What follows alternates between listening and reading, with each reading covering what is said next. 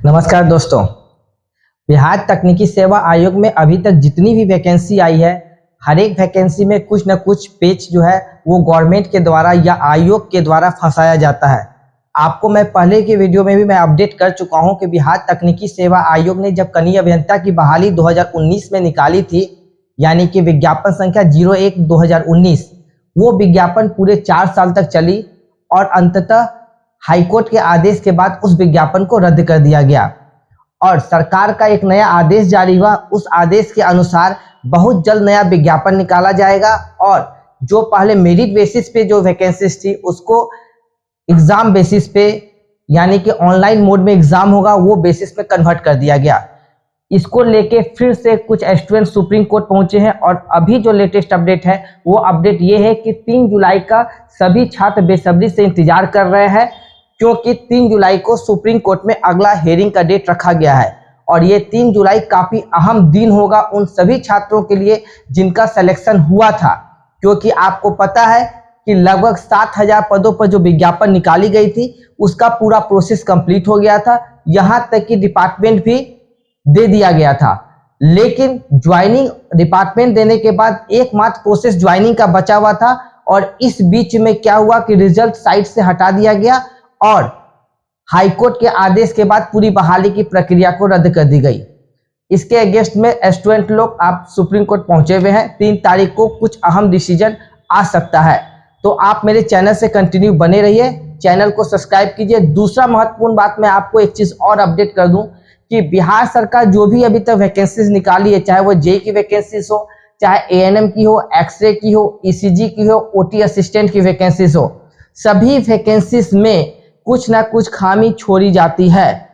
इसलिए छोड़ी जाती है क्योंकि सरकार का नियत ही साफ नहीं होता है। मैं आपको बार बार रिपीट करता हूं हर वीडियो के माध्यम से कि सरकार जानबूझ के कुछ चीजें छोड़ देती है जिसके कारण बच्चे कोर्ट जाते हैं और बहाली में डिले होता है। अभी आपको मैं बता दूं कि कल का जो एक अपडेट आया है वो एएनएम से रिलेटेड अपडेट है। ये अपडेट, ये चीज है आप देख रहे हैं, ये ऑफिशियल साइट पे अपलोड नहीं हुआ है, ये आपको 12/6/2023 का अपडेट है। ये पेपर विभाग ने अपने ऑफिशियल वेबसाइट पर नहीं डाला है, मे बी हो सकता है 1 या 2 दिनों पर इसे ऑफिशियल साइट पे अपलोड कर दिया जाए।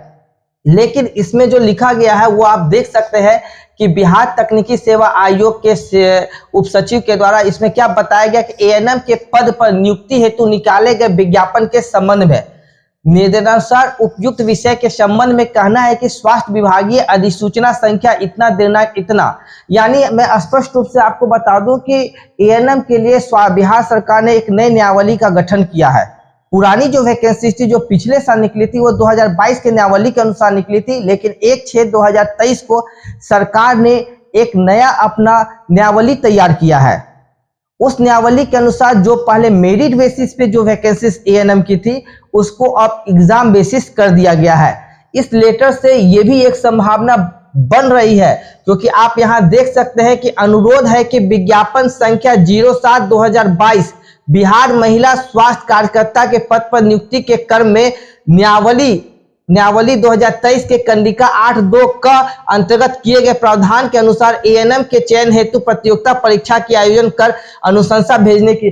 सीधा मतलब है कि मेरिट बेसिस जो वैकेंसीज थी जो पिछले साल विज्ञापन निकाला गया था उसके लिए अब एग्जाम होगा, ऐसी सूचना मिल रही है। यानी कि अब अगर एग्जाम होता है तो आपको पता होगा कि फिर से पोर्टल खोलना पड़ेगा, उस पोर्टल में फिर से आपको स्टूडेंट लोग नए फॉर्म अप्लाई करेंगे, यानी फिर से एक नई प्रक्रिया चलेगी।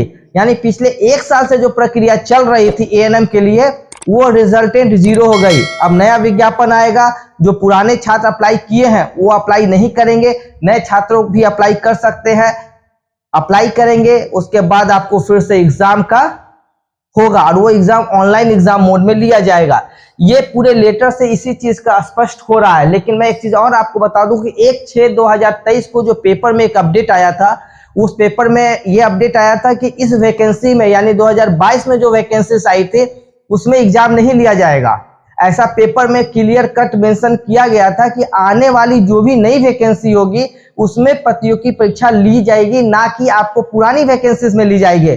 लेकिन अब कल के डेट में एक और नया लेटर जारी हो गया है, इसलिए जो भी स्टूडेंट्स हैं वो काफी कंफ्यूजन में है कि बिहार में ये क्या हो रहा है, क्या सरकार का नियत ही साफ नहीं है, किसी को जॉब देना है या नहीं देना है। अब मैं एक चीज और आपको बता देना चाहता हूं कि ये कहानी तो जेई और एएनएम, मैंने आपको मेंशन किया कि जेई एएनएम ये दो की कहानी तो पूरी हो गई, जेई की बहाली रद्द हो गई 4 साल के बाद। अब एएनएम पर भी गाज गिरना शुरू हो चुका है, यानी कि एएनएम की जो मेरिट बेसिस जॉब थी, अब इसमें भी हो सकता है कि ऑनलाइन एग्जाम लिया जाए, बहुत ज्यादा संभावना बन रही है। यानी ये दो जो पोस्ट है वो क्लियर कट अप फिर से नई तरीके से होगी। अब आगे आप देखिए एक्सरे, ओटी असिस्टेंट, ईसीजी, अगर एएनएम में प्रतियोगी परीक्षा होगी तो ओबीएस से आने वाले समय में इन तीनों के लिए नया नियमावली फिर से सरकार जारी करेगी, चाहे वो ओटी असिस्टेंट रहे, चाहे एक्सरे रहे, चाहे ईसीजी हो।